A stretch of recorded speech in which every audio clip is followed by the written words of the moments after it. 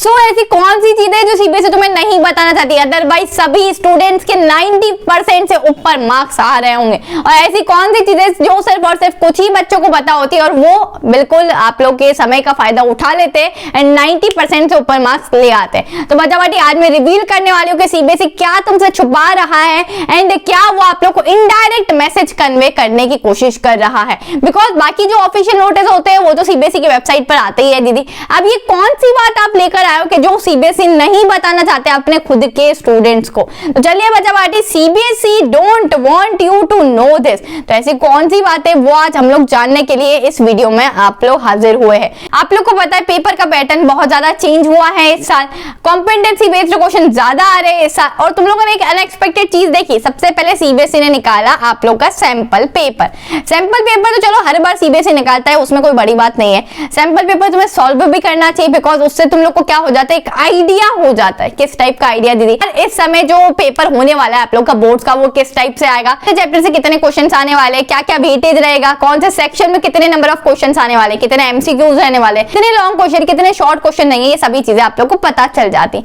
But CBSE ने क्या नहीं बताया उस पर बात करते हैं। आप लोग को पता है कि सीबीएसई ने ये प्रैक्टिस क्वेश्चन पेपर करके एक चीज अभी हाल फिलहाल में रिलीज करी है एंड उस चीज पर पूरे यूट्यूब पर बड़ा हंगामा मचा पड़ा है। आप लोग को पता होगा ना बच्चा, प्रैक्टिस क्वेश्चन नाम का। अब यार तुम लोग ये सोच रहे हो, बहुत सारे बच्चे ये सोच रहे हैं कि ये जो प्रैक्टिस क्वेश्चन पेपर हमने कर लिया ना तो हमारे हाथ में पूरे 95% आ कर रहेंगे। तुम गलत हो, ठीक है। तुम क्या सोच रहे हो कि जो सीबीएसई ने प्रैक्टिस क्वेश्चन देंगे as it is CBSE question और उसकी जो पर्टिकुलर जो वैल्यू है पूरा की पूरा कॉपी कैट क्वेश्चन अपने बोर्ड एग्जाम में दे देगा? बिल्कुल भी नहीं। मेक श्योर कि आप लोग हर चीज के लिए रेडी रहो। अभी से तुम लोग को बिल्कुल अलर्ट कर रही हूँ, सीबीएसई पेपर में अनएक्सपेक्टेड क्वेश्चंस भी दे देता है। अनएक्सपेक्टेड का मतलब क्या है दीदी? अनएक्सपेक्टेड का ये मतलब है कि जो सोचकर हम नहीं जाते कि इस टाइप के क्वेश्चंस भी आ सकते हैं, उस टाइप के क्वेश्चंस भी आ जाते हैं। दूसरा होता है कंफ्यूजिंग एंड तीसरा टाइम मैनेजमेंट। ठीक है, कि टाइम मैनेज नहीं हो पाता है। जब मैं सीबीएसई के बच्चों का एग्जाम रिएक्शन कैप्चर करने गई हूँ ना तो आधे से ज्यादा बच्चों का मुझे ये रहता है कि दीदी हमारा पेपर छूट गया।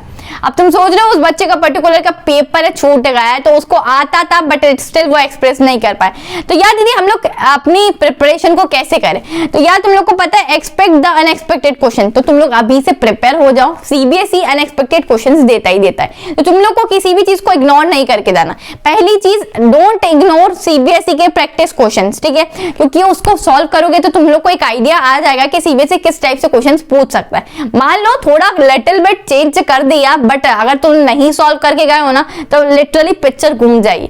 अब क्या हो रहा है कि बहुत सारे बच्चों का रिव्यू मेरे पास आ रहा है, कमेंट्स आ रहे हैं मेरे पास कि दीदी जो सीबीएसई ने प्रैक्टिस क्वेश्चन बैंक बिल्कुल रिलीज किया है वो थोड़े क्वेश्चन हमें हार्ड लग रहे हैं, हमसे सॉल्व नहीं हो पाए। तो जब भी तुम लोग को कुछ ऐसा लग रहा है कि ये क्वेश्चन नहीं सॉल्व हो पा रहा है तो प्लीज यार उसको प्रोक्रास्टिनेट मत करना कि नहीं सॉल्व हो पा रहा है, छोड़ देते आगे चलते। ऐसा करोगे तो और भी नई चीजें तुम्हारी ठीक हो पाएगी और स्टिल तुम लोग वही 75-80% या 85% पर बिल्कुल अटके रह जाओगे। तो क्या करना है दीदी, फिर हम लोग को क्वेश्चन नहीं सॉल्व हो पा रहा है, अब हम क्या करें? तो बच्चा बाटी जब भी तुम लोग को ऐसा लग रहा है कि ये क्वेश्चन पर्टिकुलर क्वेश्चन नहीं समझ में आ रहा है या फिर मैं आधा क्वेश्चन करके इसमें अटक गया हूं तो उस टाइम पर तुम्हें प्रोक्रास्टिनेट बिल्कुल भी नहीं करना है, फीलो एप्लीकेशन की मदद लेना है। अब फीलो एप्लीकेशन तुम्हारे लिए रामबाण इलाज हो सकता है। क्यों ऐसा बोल रही हूं? बिकॉज यार जो तुम्हें पर्टिकुलर क्वेश्चन नहीं समझ में आ रहा है तो तुम उसको रात को 12 बजे, 3 बजे या सुबह 6 बजे भी पूछ सकते हो। फीलो एप्लीकेशन 24 आवर्स आप लोग के लिए अवेलेबल है। वहां आप लोग को इंडिया के बेस्ट ट्यूटर्स मिल रहे होंगे। तो आप लोग को क्या करना है, पर्टिकुलर जो क्वेश्चन नहीं समझ में आया क्वेश्चन का फोटो खींचो, उसको क्रॉप करो, फीलो पर भेज दो।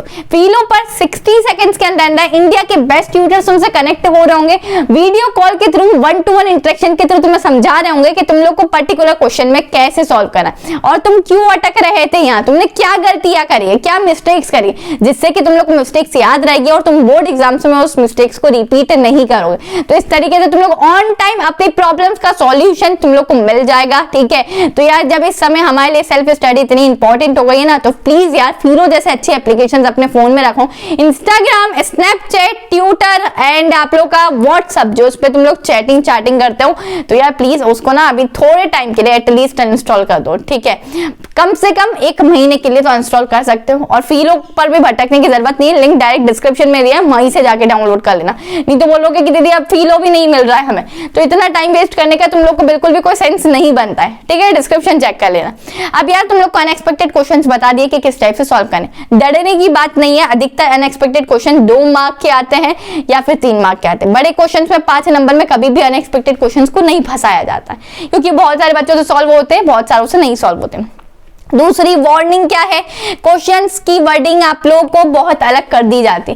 जैसे मैं बात करूं कि अगर सीबीएसई तुम लोग से पूछना जा रहा है, इस क्वेश्चन से कुछ क्वेश्चन पूछना चाह रहा है, बट उसने इतना ज्यादा घुमा दिया है कि तुम लोग को समझ भी नहीं आ रहा है कि दीदी ये क्वेश्चन में क्या बोलना चाह रहा है। या फिर आप लोग के जो एमसीक्यूज आते हैं, तुम क्या करते हो, फटाफट एमसीक्यू रीड करते हो और तुम लोग को पता चल जाता है अच्छा इसका तो ए ऑप्शन करेक्ट है, और तुम लोग फटाफट से ए ऑप्शन करेक्ट करके लिख भी देते हो। बट प्लीज मेक श्योर कि तुम क्वेश्चन को 1 से 2 बार पढ़ रहे हो, क्योंकि बहुत सी बार फर्स्ट टाइम जब हम पढ़ते हैं ना तो हम इतना उत्साह में हो जाते हैं, ठीक है, हम इतने एक्साइटेड होते हैं, yes I can do it, और मुझे सब आता है, एंड उतनी खुशी में हम आधी से ज्यादा कुछ चीज, एंड उतनी खुशी में हम कुछ चीजें गलत कर देते हैं। तो प्लीज यार आते जाते अपने नंबर मत खो, एटलीस्ट भी 1 से 2 बार क्वेश्चन पेपर को बहुत अच्छे तरीके से रीड करके आना, ठीक है।